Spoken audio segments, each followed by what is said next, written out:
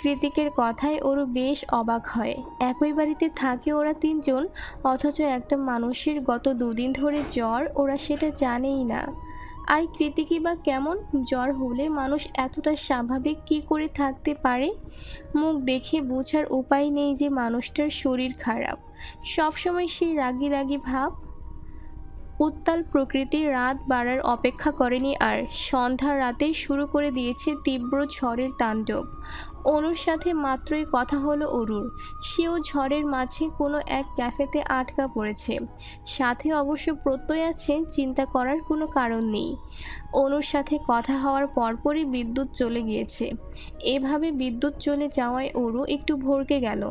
অন্য সময় বিদ্যুৎ গেলেও বাইরে থেকে আসা সোডিয়ামের আলোয় আলোকিত থাকে হলরুম, অথচ আজ নিকোষ আলো ঘুটঘুটে অন্ধকার। ব্যাপারটা বোঝার জন্য কাচের দেওয়ালে উকি দিতেই ওরও দেখতে পায় বাড়ির বাইরের রাস্তায় কোথাও এক ফোঁটা আলো নেই। হয়তো ঝড় বৃষ্টিতে কোথাও বৈদ্যুতিক তার বিচ্যুত হয়ে এমনটা হয়েছে। কিন্তু এই মুহূর্তে চারিদিকে এমন তীব্র অন্ধকারে অরুর কেমন গা ছমছম করছে। ও কোনো মতে অন্ধকারে সিঁড়ি হাতড়ে কৃতিকের রুমের দিকে পা বাড়ায়। কৃতিক রুমেই আছে, অথচ ওর রুমটাও পুরোপুরি তিমিরে ঢাকা। একটু সময় নিয়ে খুঁজতে খুঁজতে কৃতিকের রুমের দরজার বাইরে কয়েকবার টোকা মেরে অরু মিনমিনিয়ে বলল, একটু ফোনের ফ্ল্যাশটা অন করবেন, ভয় করছে। অরু বলার সঙ্গে সঙ্গে কৃতিক মোবাইলের ফ্ল্যাশ অন করে বলল, ভেতরে আয়। অরু দরজা ঠেলে ভেতরে ঢুকে মৃদু আলোতে দেখতে পায় কৃতিক কমফোর্টার মুড়ি দিয়ে শুয়ে আছে আর গতানুগতিকের চেয়ে একটু জোরে জোরে নিঃশ্বাস নিচ্ছে। অরু জানে কৃতিক কখন এমনটা করে, তাই ও এগিয়ে গিয়ে শুধালো, জ্বর বেড়েছে, আমি কি একটু চেক করে দেখব? কৃতিক হাসকি স্বরে জবাব দিল, নিষেধ করেছি? অরু এবার একটু সংকোচ নিয়ে কৃতিকের কপালে হাত ছোঁয়ায়, অতঃপর বলে, আপনার অনেক জ্বর, কি করে ঠিক আছেন বলুন তো? কথাটা বলে অরু মোবাইল হাতে নিয়ে উঠতে নিলে কৃতিক নিজের তপ্ত হাত দিয়ে অরুর হাত টেনে ধরে শুধায়। কোথায় যাচ্ছিস? অরু পেছন ঘুরে বলে, কাপড় ভিজিয়ে নিয়ে আসছি, মাথায় জলপট্টি দিলে ভালো লাগবে। ততক্ষণ একটু অন্ধকারে থাকুন। সন্ধ্যা রাত গড়িয়ে ঘড়ির কাঁটা গিয়ে ঠেকেছে রাত 10টার কোঠায়। বিদ্যুৎ এখনও আসেনি, আর না অনু ফিরেছে। অরু সেই যে কৃতিকের শিউরে বসে আছে, এখনও বসেই আছে। বৃষ্টির রিমঝিম আওয়াজে চোখ দুটো ভার হয়ে এসেছে ঘুমে। এবার মনে হচ্ছে যাওয়া দরকার, তাই ও কৃতিকের মাথায় জলপট্টিটা উল্টে দিয়ে বলল, আমি এখন যাই, ঘুম পেয়েছে। তৎক্ষণাৎ ওর হাতটা শক্ত করে চেপে ধরে চোখ বন্ধ রেখেই কৃতিক বলে, কোথাও যাবি না, এখানেই বসে থাক। বৃষ্টি কমেছে, বিদ্যুৎ আপা দুটোই চলে আসবে। তাছাড়া আমার ঘুম পেয়েছে তো। কৃতিক অরুর কথায় তোয়াক্কা না করে বলল, ঘুমাতে হবে না, আমি বলেছি তুই যাবি না, তার মানে যাবি না, নয়তো সবাইকে বলে দেবো তুই আমার বউ। অরু দাঁত কিরমির করে বিরক্ত হয়ে বলল, ব্ল্যাকমেলটা আপনি খুব ভালোই করতে পারেন, সব আমাকে শাস্তি দেওয়ার ধান্দা। কৃতিকের সাথে কথায় না পেরে অগাত্যই অরু ঘুমু ঘুমু চোখে নিয়ে টলতে টলতে কৃতিকের কাছেই বসে। একটা শ্বাসরুদ্ধকর পরিস্থিতিতে পড়ে খুব ভোরে ঘুম ভেঙেছে অরুর। কেমন যেন গরম লাগছে সব কিছু। গলার কাছে গরমটা একটু বেশিই লাগছে। চোখ দুটো তখনও খোলেনি ও, তবে আশেপাশের সুঘ্রাণটা বারবার নাকে এসে সুরসুরে দিচ্ছে। চন্দন কাঠের স্নিগ্ধ মন মাতানো সুবাস। একটা লম্বা শ্বাস টেনে সুবাসিত বাতাসটা ভেতরে পুরে নিয়ে নড়ে চড়ে উঠছে অরু। কিন্তু এ কি, নড়াচড়ার করার কোনো উপায়ন্তর নেই। মনে হচ্ছে হাত পা কেউ বেঁধে রেখেছে। কিন্তু কে দেখাবে এই দুঃসাহস? নিজেকে এইভাবে বাঁধনে আবিষ্কার করে আচমকাই চোখ খুলে অরু। চোখ খোলার সঙ্গে সঙ্গে দুনিয়া দুলে ওঠে ওর। ওর কৃতিকের বিছানায় কৃতিকের সাথে ঘুমিয়ে আছে। কৃতিক নিজের হাত পা দিয়ে ওরুকে আষ্টে পৃষ্ঠে জড়িয়ে ধরে নিজের বুকের মধ্যে নিয়ে নিশ্চিন্তে ঘুমাচ্ছে। অরুর লম্বা চুলগুলো কৃতিকের কালো টি শার্টের সাথে মিলেমিশে একাকার। এভাবে কৃতিকের পাশে নিজেকে আবিষ্কার করে অরু ঘাবড়ে গিয়েছে। মনে মনে ভাবছে, আপা জানলে কেলেঙ্কারি হয়ে যাবে, আমার এক্ষুনি চলে যাওয়া উচিত। কৃতিকের পিঠের নিচ থেকে নিজের চুলগুলো আস্তে করে টেনে বার করতে করতেই ওর চোখ চলে যায় কৃতিকের ঘুমন্ত মুখের দিকে। এত রাগ, এত জিদ, এত বেপরোয়া স্বভাব, কোনো কিছুর লেশমাত্র নেই ঘুমন্ত মুখটাতে। এখন যা রয়েছে সেটা কেবলই আকর্ষণ। যে কেউ এই ঘুমন্ত মুখটা দেখলে তীব্র আকর্ষণ অনুভব করবে। কি সুন্দর চেহারা, মাশাল্লাহ। ঘুমের মাঝে কৃতিক খানিকটা নড়ে চড়ে উঠতেই ভ্রম ছুটে যায় অরুর। ও দ্রুত বিছানা ছেড়ে চুলগুলো হাত খোপা করতে করতে বেরিয়ে যায়। যাওয়ার আগে কি ভেবে যেন আরও একবার ফিরে এসে ঘুমন্ত কৃতিকের কপালে হাত ছোঁয়ায়।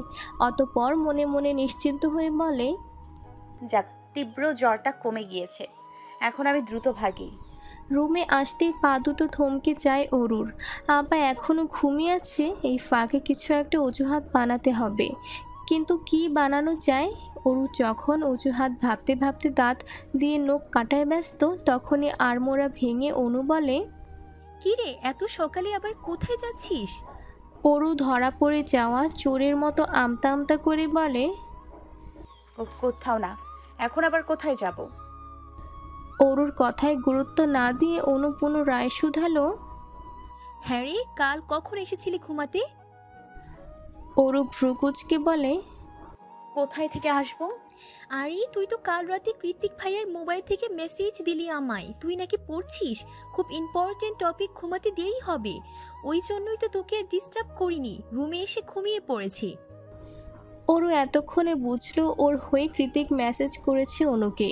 এবার ও একটু স্বস্তির নিঃশ্বাস ছেড়ে বলল, আরে হ্যাঁ রে আপা, অনেক কঠিন পড়া ছিল, ওই জন্যই তো কৃত্তিক ভাইয়ার রুমে গিয়েছিলাম পড়া বুঝতে। বাড়িতে স্যার থাকলে যা হয় আর কি। এক নিঃশ্বাসে কথাটুকু শেষ করে নিজের শরীরের গন্ধ নিল অরু। পুরো শরীর জুড়ে স্যান্ডেলউড পারফিউমের গন্ধ মো মো করছে। যে কেউ কাছে এলে বুঝতে পারবে এটা কৃতিকের শরীরের গন্ধ। অরু উপায়ন্তর ভেবে না পেয়ে দ্রুত ওয়াশরুমে ঢুকে অনুর উদ্দেশ্যে বলল, আমি একটু শাওয়ার নিয়ে আসছি, তুই থাক। অনু হাই তুলে আবারও ঘুমাতে ঘুমাতে বলল, এত সকালে শাওয়ার নেওয়ার কি আছে, পাগল মেয়ে। রোববারের সকাল, যান্ত্রিক জীবনে অভ্যস্ত মানুষগুলোর আজ ছুটির দিন। বাইরে প্রখর রোদের পূর্বাভাস। গত কয়েকদিনের বৃষ্টি শেষে আজই বোধহয় সূর্যের মুখ দেখতে পাবে ধরণী। ভেজা স্যাঁতস্যাঁতে পরিবেশ উবে গিয়ে শুকিয়ে যাবে পিচ ঢালা ঝকঝকে রাস্তাঘাট। তবে সেই রাস্তায় পদচারণার তাড়া আজ খুব একটা কারোরই নেই। ছুটির দিন বলে কথা। যেহেতু ছুটির দিন সেহেতু আজ ভার্সিটি নেই। ওরও আজ বেশ বেলা করে ঘুম থেকে উঠেছে। এত বেলা করে উঠেও আজকাল চোখ দুটো থেকে ঘুম কাটানো বড্ড তাই। কোনো মতে ঠুলো ঠুলো পায়ে রোবটের মতো নিজের সকালের কাজগুলো সেরে ওরও চলে এসেছে হল রুমে। বাড়িতে ওরও ব্যতীত কেউ নেই। শুধুমাত্র হলরুমের ডিভানে বসে লেজ নাড়াচ্ছে ডোরা। ডোরাকে এভাবে ডিভানের উপর বসে থাকতে দেখে এক ঝটকায় ঘুম ছুটে গেল অরুর। চোখের পাতায় কয়েকবার পলক ফেলে দাঁত দিয়ে জিভ কেটে এগিয়ে গিয়ে ডোরাকে উদ্দেশ্য করে অরু বলে, কি করেছিস ডোরা? এটা জায়ান্ট কৃতিকের বসার জায়গা, তুই এখানে বসেছিস জানলে তোকে আমাকে দুজনকে ঘাড় ধাক্কা দিয়ে বাড়ি থেকে বের করে দেবে প্রফেসর জেকে। ঘর বাড়ি হারিয়ে বনবাসী হতে না চাইলে তাড়াতাড়ি নাম। অরুর তীব্র চোখ রাঙানো ধমকে বোধহয় কাজ হলো। তৎক্ষণাৎ লেজ নাড়তে নাড়তে জায়গা ত্যাগ করলো ডোরা। ডোরা মুখ কাচুমাচু করে চলে যাওয়াতে অরু সেদিকে তাকিয়ে ফোঁস করে একটা দীর্ঘশ্বাস ছেড়ে বলল, রাগ করার কি আছে? প্রফেসর জেকে তো আর তুই চিনিস না, তাই অমন রাগ দেখাচ্ছিস। আমি চিনি, চিনবো নাই বা কেন বল? ক্লাসে ম্যাক্রো ইকোনমিক্স পড়াই তো। ডোরা অরুর এত হাবিজাবি কথা বুঝলো কি বুঝলো না তা বোধগম্য নয়।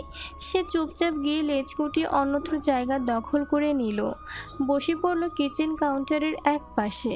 ডোরার কার্যক্রম খানিকক্ষণ পর্যবেক্ষণ করে অরুর চোখ গেল দোতলার কৃতিকের ঘরের দিকে। আজ উইকেন্ড অথচ কৃতিক সকাল সকাল বাড়িতে নেই। কোথায় গিয়েছে সেটাও অরু জানে না। জানার কথাও নয়, তবুও চোখ দুটো আজকাল হুটহাট করেই তার খোঁজ করে বসে। কেন করে তা জানা নেই অরুর। মন মস্তিষ্ক তাতে একযোগ সায় জানায়। হৃদয়ের কোনো দিক থেকে কোনো বাধা নেই, তবুও অরুর ভয় হয়, ভীষণ ভয় হয়। সেই সাথে কৃতিকের উপর এক রাশ বিরক্তি আর অভিমান তো আছেই।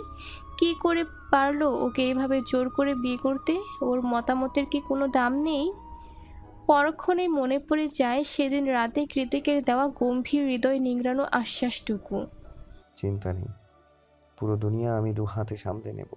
তোর শরীরে কলঙ্কের আঁচও লাগতে দেব না। কথাগুলো ছিল ভেলভেট ম্যাঘের মতোই মসৃণ, অথচ প্রত্যেকটা কথায় উপচে পড়ছিল কি ভীষণ পুরুষত্ব আর কর্তৃত্ব। যেন কৃতিকের জন্মই হয়েছে ওরকে 2 হাতে আগলে রাখার জন্য।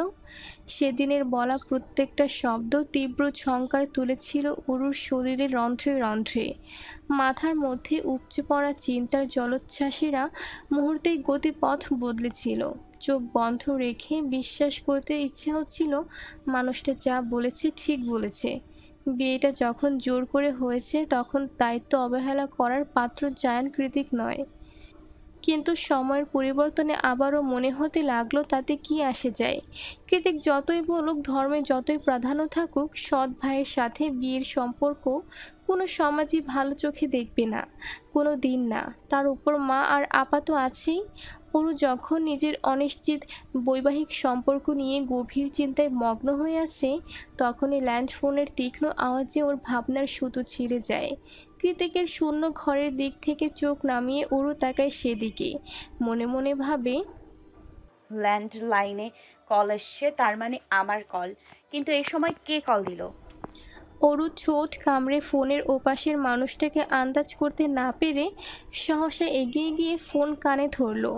ফোন কানে নেওয়ার সঙ্গে সঙ্গে ওপাশ থেকে ভেসে এলো অনুর উচ্ছ্বসিত ক্রন্দনরত আওয়াজ।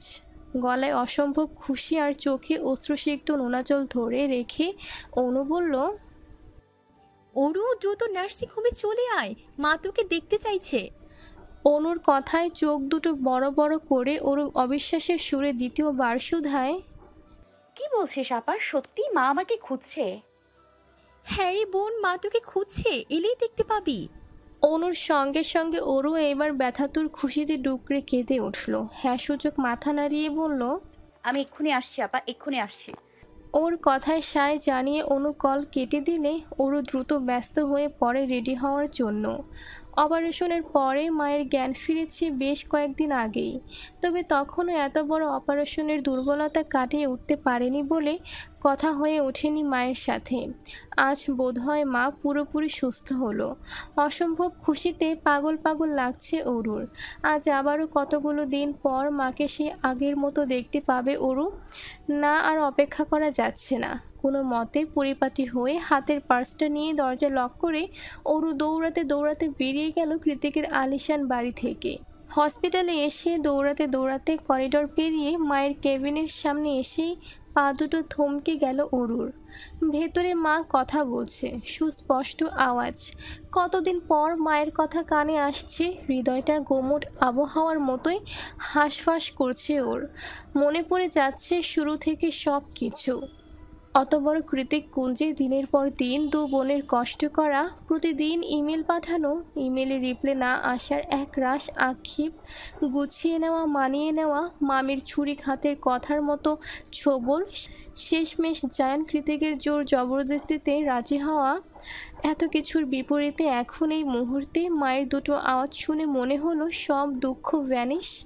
এ জীবনে দুঃখের কিছুই ঘটেনি। এই যে কেমন সুখ উপচে পড়ছে 2 চোখের কার্নিশ পেয়ে। কাঁধ দুটো অসম্ভব হালকা লাগছে। বয়স কমে গিয়ে নিজেকে মায়ের ছোট্ট বাচ্চা মনে হচ্ছে। আর কি চাই? খানিকক্ষণ কেবিনের বাইরে দাঁড়িয়ে থেকে নিজের ভলভলিয়ে ওঠা অশান্ত হৃদয়টাকে শান্ত করে তবেই দরজা ঠেলে ভেতরে প্রবেশ করলো অরু। চোখ দুটো তখন অভিমানী জলে টইটুম্বর ওর। কয়েক মিটার দূরত্বে বসে আছে মা। পরনে তার হসপিটালের বরাদ্দকৃত আসমানি রঙের পাজামা সেট। হাতের ক্যানেলা এখনও খোলা হয়নি, তবে চোখ মুখে স্নিগ্ধতার ছড়াছড়ি তার। এমন সুস্থতা দেখে মনে হচ্ছে নতুন করে জন্ম হলো তার। অরুর অবশ্য এমন মনে হওয়ারই কথা, কারণ ও খুব বেশি মায়ের ধারে কাছে থাকেনি। শুরু থেকে শেষ পর্যন্ত অনুর ত্যাগ তিতিক্ষার কাছে অরুর এই সামান্য কষ্ট কিছুই না। আজমেরি শেখ বরাবরই রাশভারী গোছের মানুষ, খুব একটা আবেগ তিনি দেখাতে পারেন না, কিন্তু এরকম একটা মুহূর্তে নিজেকে ধরে রাখা দায় তিনিও পারলেন না। এক হাতে অনুকে আগলে রেখে অন্য হাতে এগিয়ে দিলেন অরুর উদ্দেশ্যে। অরু আর অপেক্ষা করলো না, ছুটে এসে জাপটে ধরল মাকে। তিন মা মেয়ের কান্নার রোল পড়ে গেল পুরো কেবিন জুড়ে। এতগুলো দিন পর অনুর মনে হচ্ছে ও আর একা নয়, ওকেও স্নেহ করার মানুষ আছে। ও এর চেয়ে প্রশান্তির আর কী বা হতে পারে। আজমেরি শেখ দুই মেয়ের মাথায় চুমু খেয়ে বললেন, সব ঠিক হয়ে গিয়েছে সব। আর দুঃখ নেই তোমাদের, মা সুস্থ হয়ে গিয়েছে দেখো। জবাবে অনু কাঁদতে কাঁদতে বলল, তুমি আবারও আমাদের বুকে টেনে নিয়ে আদর করছো, এর চেয়ে সুখের আর কি বা হতে পারে। আমরা পেরেছি, আমি আর ওরও হাল ছাড়িনি। আমরা তোমাকে ফিরে পাবার আশা ছাড়িনি, ভবিষ্যতেও ছাড়বো না। তোমার শরীরের একটু কুটিও হতে দেব না আমরা। ওদের কান্নাকাটির মাঝে চেক আপের উদ্দেশ্যে ক্যাবিনে প্রবেশ করে ডক্টর এডওয়ার্ড। ডক্টরের হঠাৎ আগমনে তিনজনেরই কান্নাকাটিতে ফাটে পড়ল এতক্ষণে। তৎক্ষণাৎ ডক্টরকে জায়গা করে দিয়ে দুই বোন দুই দিকে সরে দাঁড়ালো ওরা। অতঃপর আজমেরি শেখকে ভালো মতো চেক আপ করে ঠোঁটের কোণে একটা আন্তরিকতা জড়ানো হাসি ঝুলিয়ে ডক্টর বললেন, কংগ্রাচুলেশন আর্চমেরি, আপনার অপারেশনের পর আপনি এখন পুরোপুরি ফিট আছেন। আজ বা কালকের মধ্যে আপনাকে ডিসচার্জ করে দেওয়া হবে। তবে হ্যাঁ, প্রথম সপ্তাহে এবং পরবর্তী প্রতি মাসে একবার করে নার্সিং এসে হার্ট চেক আপ করতে হবে। অন্তত 6 মাস এটা ধারাবাহিক করতে হবে। তাই একটা অনুরোধ, আগামী 6 মাস দেশে না ফিরে 6 মাস পর আপনার হার্ট কিডনি পুরোপুরিভাবে সেট আপ হয়ে যাবে। তখন আপনি যে কোনো সময় ফিরে যেতে পারবেন। আজমেরি শেখ বরাবরই যথেষ্ট স্মার্ট এবং দক্ষ মহিলা। ইংরেজিতেও তিনি যথেষ্ট পারদর্শী। জমশেদ জাইনের সাথে দেশ বিদেশে ঘুরে ব্যবসা সামলেছে, পারদর্শী হওয়ার কথা। তাই তিনি নিজ থেকে ডক্টরকে শোধালেন, ডক্টর অ্যাডওয়ার্ড, 6 মাসই থাকতে হবে। ডক্টর এডওয়ার্ড স্মিথ হেসে জবাব দিলেন, ডিপোর্ট অম ইন্টার হার্ট। তাই যত তাড়াতাড়ি আপনার শরীরের সাথে খাপ পড়বে আপনি তাড়াতাড়ি ফিরে দিতে পারবেন। ডক্টরের কথায় আজমেরি শেখ হ্যাঁ সূচক মাথা নাড়ালে ডক্টর অনুকে কিছু দিক নির্দেশনা দিয়ে কেবিন থেকে চলে যায়। ডক্টর বেরিয়ে যাওয়ার কয়েক মিনিটের মধ্যেই মাথাতে একটা ফ্লাওয়ার বুকে নিয়ে কেবিনে ঢুকলো প্রত্যয়। অনু তখনও বসে বসে ডক্টরের বলা কথাগুলো নোট করছিল ডায়েরিতে। ওরু মায়ের জন্য কমলার খোসা ছাড়াচ্ছিল। প্রত্যয় এক ঝলক অনুর দিকে তাকিয়ে সোজা গিয়ে আজমেরি শেখের সামনে দাঁড়িয়ে পড়ে। হাতের বুকেটা সম্মানের সাথে এগিয়ে দিয়ে বলে, কংগ্রেচুলেশন ম্যাম, আমি Pratyay Hasan, CFO of JK group. Ajmeri Sheikh বুকেটা গ্রহণ করে বললেন, হ্যাঁ জানি, জামশেদ আপনাকে কৃত্তিকের জন্য আমেরিকা পাঠিয়েছিল। আজমেরি শেখের কথায় ওরু অনু দুজনে প্রত্যয়ের মুখপানে দৃষ্টিপাত করলো। অনু প্রত্যয়কে দেখে একটু ইতস্তত হলো, কেমন যেন লজ্জা লজ্জা লাগছে ওর। ওদিকে ওরু বেচারি কৃতিকের নামটা শোনা মাত্রই ভাবছে সারা সকাল কৃতিকের দেখা নেই, কোথায় গেল লোকটা। আজমেরি শেখের কথায় প্রত্যয় সম্মোহনী হাসি দিয়ে বলল, ইয়েস ম্যাম, আপনি ঠিকই ধরেছেন। আমি কৃতিক ভাইয়ের অ্যাসিস্ট্যান্ট। ওনার হয়ে কোম্পানির সকল দায়িত্ব আমিই সামলাই। উনি কখনোই জেকে গ্রুপে ক্ষতি হস্তক্ষেপ করেন না, আর না উনি কোম্পানি থেকে কোনোরূপ সম্মানী গ্রহণ করেন। আজমেরি শেখ কিছু একটা ভেবে বলল, যাই হোক, আপনি এসেছেন ভালো হয়েছে। আমার জন্য ইমিডিয়েট একজন অ্যাসিস্ট্যান্টের ব্যবস্থা করুন। আর হ্যাঁ, হসপিটালের আশেপাশে একটা অ্যাপার্টমেন্ট রেন্ট করুন। যেহেতু আরও 6 মাস থাকতে হচ্ছে, সেহেতু আমি আমার মেয়েদের নিয়ে সেখানেই উঠব। জায়ান্ট কৃত্তিক চৌধুরী আমার অবর্তমানে আমার মেয়েদের সাহায্য করেছে, থাকতে দিয়েছে। আমি তার প্রতি অন্তরের অন্তঃস্থল থেকে কৃতজ্ঞ। তবে তার সাথে একই ছাদের নিচে থাকতে আমি আগ্রহী নই। প্রত্যয় রোবটের মতো দাঁড়িয়ে আজমেরি শেখের সকল হুকুম শুনে গেল। অতঃপর ছোট্ট করে, ওকে ম্যাম, আমি সব কিছু ব্যবস্থা করছি বলে কেবিন থেকে বেরিয়ে যায়। আজমেরি শেখের হুট করে এতগুলো সিদ্ধান্তের অনুর কোনোরূপ ভাবান্তর না হলেও অরুর কেমন যেন ভেতরে ভেতরে সূক্ষ্ম চিনচিন ব্যথা অনুভব হচ্ছে। চারিদিকে সুখের জোয়ারে পরিপূর্ণ, তবু কিসের অসম্পূর্ণতায় হৃদয়ের এই চিনচিন ব্যথা অরুর জানা নেই। দিনের আলো নিভে গিয়ে সন্ধ্যা হতেই বাইক রাইডিং ক্লাবগুলো পরিণত হয় নাইট ক্লাবে। উচ্ছনে যাওয়া বড়লোকের বাউন্ডলে ছেলেমেয়েদের সবচেয়ে প্রিয় জায়গা এটি। কলেজ ভার্সিটি ফাঁকি দিয়ে সারাদিন রাইডিংয়ের মতো থ্রিলিং গেম উপভোগ করে সন্ধ্যা হতে না হতে শুরু হয়ে যায় ডিস্কো